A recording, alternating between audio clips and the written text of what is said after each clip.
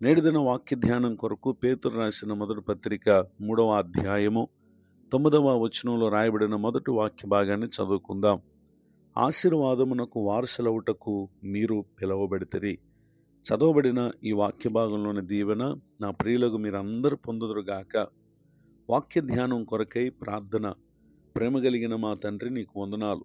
చదవబడిన ఈ వాక్య భాగం ద్వారా మీరు మాతో మాట్లాడి మమ్మలను మీరు బలపరచమని యేసుక్రీస్తు నామములో ప్రార్థిస్తున్నాను తండ్రి, ఆమెన్.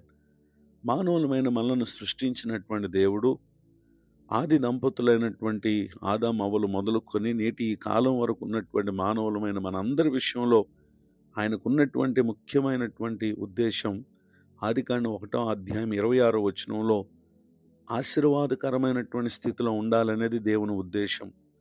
అయితే మనుషుడు అట్టి స్థితి నుండి శాపగ్రస్తమైనటువంటి స్థితికి రావటానికి కారణమైనటువంటి కొన్ని సంగతులు పరిశుద్ధ గ్రంథంలో రాయబడ్డాయి. వాటిలో ఇర్మియా గ్రంథంలో రాయబడిన 3 విషయాలను మనం చూద్దాం. ఇర్మియా గ్రంథము 11వ అధ్యాయము 3వ వచనంలో ప్రభువారు సెలవిస్తున్నారు, ఈ నిబంధన వాక్యములను విననొల్లని వాడు శాపగ్రస్తుడగును అని తెలియజేయటం చూడగలం. రెండవదిగా 17వ అధ్యాయము 5వ వచనంలో నరులను ఆశ్రయించి శరీరులను తనకు ఆధారంగా చేసుకొనొచ్చు తన హృదయమును యెహోవా మీద నుండి తొలగించుకున్నవాడు శాపగ్రస్తుడు అని రెండవ విషయాన్ని ఇక్కడ తెలియచేయటం మనం చూడగలం.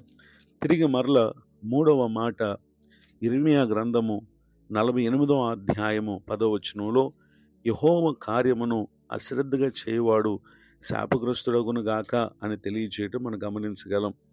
ఇలాంటి అనేక విషయాలను బట్టి మనుషుడు దేవుడు కలుగు చేసినటువంటి ఉద్దేశానికి వ్యతిరేకమైనటువంటి స్థితిలో ఉండి ఏ విధముగా ఉన్నారు అని అంటే మత్తయి సువార్త 11వ అధ్యాయము 28వ వచనంలో రాయబడినటువంటి మాట, ప్రయాసపడి భారం మోసుకొనుచున్న సమస్త జనులారా నా యొద్దకు రండి, నేను మీకు విశ్రాంతి కలుగు చేతునని ప్రభువారు ఆహ్వానిస్తున్నారు. నిజమే, శాపగ్రస్తమైనటువంటి స్థితి మనిషి జీవితానికి అది ఎంతో భారమైనది.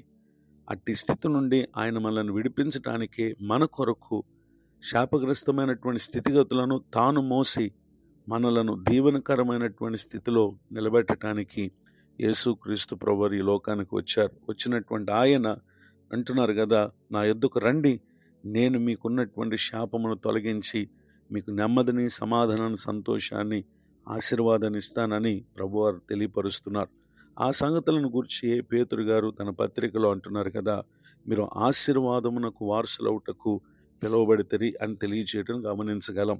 అయితే ఇటు స్థితికి పిలువబడినటువంటి మనం ఏ విధముగా బ్రతుకోవాలనో 3వ అధ్యాయము 8వ వచనంలో చెప్పబడినటువంటి మాట, తుదకు మీరందరూ ఏకమనస్కులై ఒకరి సుఖ దుఃఖముల యందు ఒకరు పాలుపడి సహోదర ప్రేమ గలవారును కరుణాచిత్తులను వినయ మనస్కులనై ఉండుడి అని చెప్తూ, ఆశీర్వాదమునకు వారసులవుటకు మీరు పిలువబడితే గనుక కీడుకు ప్రతి కీడైనను దోషణకు ప్రతి దోషణైనను చేయక దీవించుడి అని కూడా తెలియచేయటం గమనించగలం. విశ్వాసులైనటువంటి వారు దేవుని వలన శాపగ్రస్తమైనటువంటి స్థితి నుండి విడిపింపబడి ఆశీర్వాదకరమైనటువంటి స్థితిలోనికి వచ్చి ఇతరులకు మనము దీవెనకరంగా ఉండాలి. ఎప్పుడైతే దేవుని వాక్యానుసారంగా మనం ఇతరులకు దీవెనకరంగా ఉంటామో జీవించు కాలమంతా ఆత్మ సంబంధమైన, శరీర సంబంధమైన ప్రతి ఆశీర్వాదాన్ని ప్రభువారు మనకు అనుగ్రహించి అనేకులకు దీవెనకరమైన స్థానంలో ఆయన మనల్ని నిలబెడతారు. ఇటు దీవెనలకు నా ప్రియులకు మీరు అందరూ కూడా పాత్రలు కావాలని కోరుతూ ఈ మాటలు ముగిస్తున్నాను. ప్రార్థన. కృపగలిగిన మా తండ్రి, మీకు వందనాలు.